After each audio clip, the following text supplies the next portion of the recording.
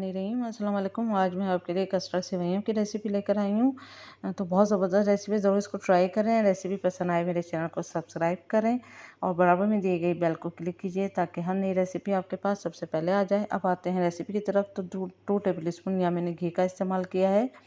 अब घी अच्छे से गर्म हो जाए, फिर हम इसमें आप बारीक काट लें इसको, या फिर आप इसको इमाम दस्ते पे अच्छे से कूट लें।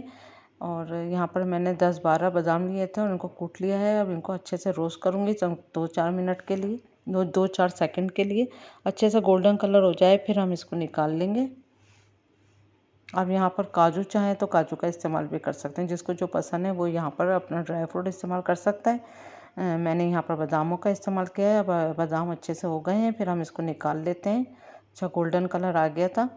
अब इसी में हमने सेवइयाँ डाल दी हैं उसी घी में, और 2 से 3 मिनट इसको हम फ्राई करेंगे। अच्छी सेवइयों के लिए बस ये है कि मैंने पूरा 1 पैकेट जो होता है उसका 4th हिस्सा लिया है बस।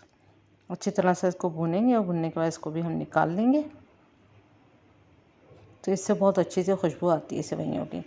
अब यहाँ पर हमने 1 गिलास पानी लिया है, इसमें 1 बॉयल आने देंगे। 1 बॉयल आने के बाद फिर हम इसमें 1 लीटर जो है वो दूध डाल देंगे।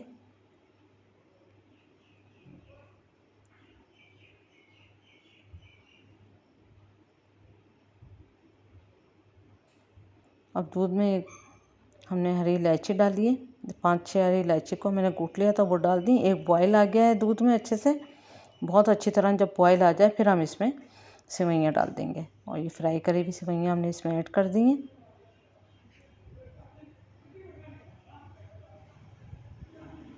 आँच को हमने मीडियम रखना है अभी फ़िलहाल। उसके बाद 15 मिनट तक हमने इसको हल्की आंच पर कुक होने देना है। अच्छी तरह आप चमचा चलाते हैं, उसके बाद हल्की आंच करके आपने 15 मिनट को कुक होने दिया है।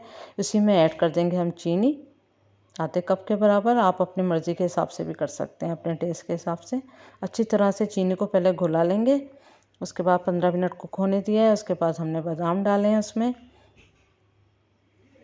जो रोस्ट करे थे, थोड़ा सा चमचा चलाया है इसमें हमने। उसके बाद फिर हम इसमें ये आधे कप दूध में मैंने 2 टेबल स्पून जो है वो कस्टर्ड पाउडर डाला था, उसको अच्छी तरह मिक्स करके इसमें डाल दिया।